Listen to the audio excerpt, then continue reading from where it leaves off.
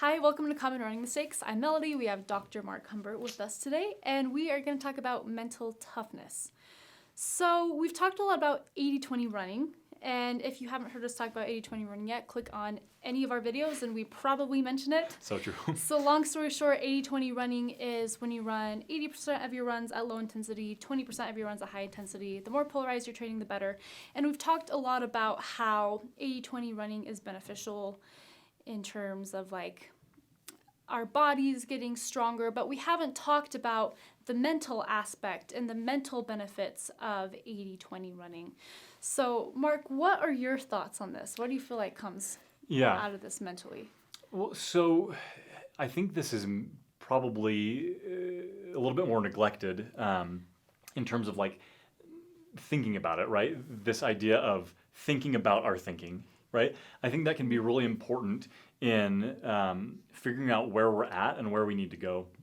And so, again, we talk a lot about the physiological adaptations that we want to build, but running is so much a mental game, right? For sure.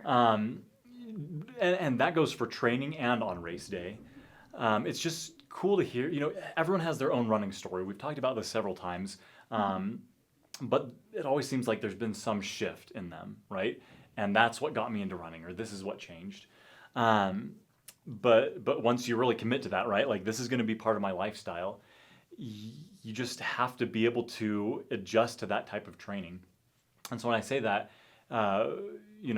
if you're training for a race, especially when you're going towards the longer races, right? We're going marathon or like you did, right? 50K or 100K, or, et cetera, getting higher and higher. You just have to come to terms with the fact that you're going to be on your feet a lot. And there's going to have to be different things that you deal with in your training, right? There's going to be days that you feel on top of the world and you're on a high. And there's going to be days that you're not feeling as good. And that's going to happen even within runs, right? Maybe, your butt starts hurting a little bit, or you're just dealing with, man, this area is a lot of up and down hills and up and down. Or maybe this area is just straight flat. Yeah. Like I was talking to someone the other day about just like running in the salt flats, which like I could only do it for so long because there's just no frame of reference. Like I think I would die. Yeah. And so being able to put in the time to accustom yourself to what running is going to bring, and to accustom yourself to what's going to happen on race day, right? Because you kind of go right on a roller coaster on race day, right? The highs and the lows, and what to do in case something pops up, right? Being able to take time, I guess not necessarily after every run, but I think it can be helpful. Take time after every run, or even within your run, to reflect on what's happening. What are you feeling at any given moment?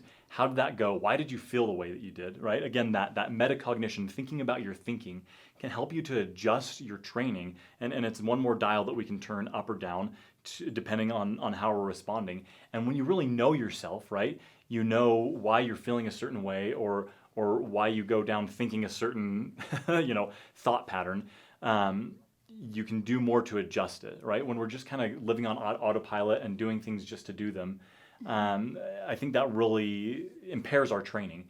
When we can get serious and really get down to brass tacks and why are we doing the things that we're doing, then we can do something about it, right? You only know what you know. And so I think that's where developing a plan for what do you do on the days that I'm not as motivated? What do I do on the days when I'm just not feeling so great?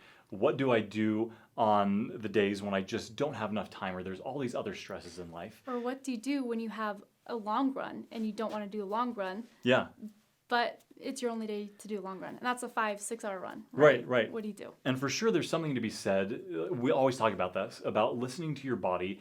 And if it's a day that you're just not like, that your body isn't prepared, then I think it's okay to rest. But like lack of motivation is not an excuse, right? If your body's feeling fine, if it's handling the loads of training well, sometimes part of that mental toughness is doing the action regardless of the motivation, because motivation is going to ebb and flow, and using motivation alone as a tool to keep going is ultimately ineffective, right? Our willpower can only go so far, But when we develop the tenacity and the consistency in training, to do it day in and day out, even when our moods change, that's when we become powerful. That's when we hit those PRs. That's when we just rise above the rest of people that are training in a different way and at a lower level, and are really able to crush our goals and get over those walls that might have stopped us before. For sure. I think running is like, it's another form of meditation, Honestly, yeah. It really is. Jinx. Yeah. But if you're a runner, you've probably experienced this like Zen-like mode you get into on a long run, and all of a sudden your brain goes somewhere else and you're like on a different planet, and all of a sudden you snap back and you're like, oh, like I ran 5 miles, like, and you have no idea where you are, right? Which, okay, side note, that can be a little bit dangerous. I do talk in our self-defense course about being aware when you're running. Yes, yeah. But it happens, and that's kind of what you need to do sometimes on a long run. You need to kind of go to another place. You need to kind of meditate. And like, I've had experiences on the trail, like almost out of body experiences. Like, running has kind of become a spiritual thing. Like, I can tell you times where I feel like I'm like watching my body, or I like or like crossing the finish line of my first 50-mile race, like that was a spiritual experience. Like, it really becomes this like kind of meditation. And the thing with 80-20 running is you need to learn how to run slower, and I feel like the slower you're going, the more effort it takes to like find that peace of mind while you're running. Yeah. The faster you're running, the more you have to think about, because you're thinking about, okay, moving my arms, I'm moving fast, you're thinking about your breathing. But when you slow down and it's easy, like, what do you think about? I actually had a client this morning who I was explaining this to her, and she's like, what is my brain supposed to do when I'm running that slow? And I was like, you'll figure it out. You really will figure it out. You'll figure out how to find that Zen mode, whatever you want to call it, that like meditation state when you're running. And by slowing down, it's going to really exercise that ability to go to another place when you're running. Awesome. So I think that kind of wraps up what we wanted to accomplish in today, but let's hit that again, right? One of the common mistakes that people make in running is, maybe they dial in the training plan really well, maybe they dial in the nutrition and dive into the science of how their body adapts, but they neglect the mindset. And neglecting that mindset is really going to impair your performance in the long run. You have to come to terms with where you're at and where you want to go, and how to, like, it's great to dream big, set big goals, but break those goals up into bite-sized chunks and learn how to focus your mind and be where you need to be to accomplish those goals. Really dial in that mindset so that no matter what happens in your training, no matter what happens on race day, you can absorb that and deal with that and just continue to enjoy running.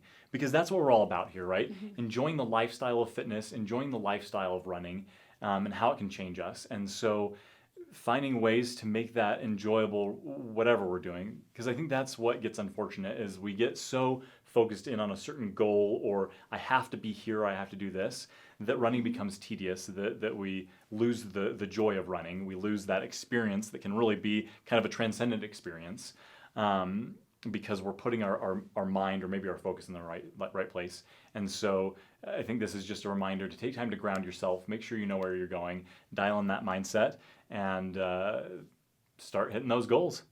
If you have any comments or questions on this video, go ahead and comment below or send us a private message. Don't forget to like, follow, subscribe so you can get more videos about running education. And thanks for listening.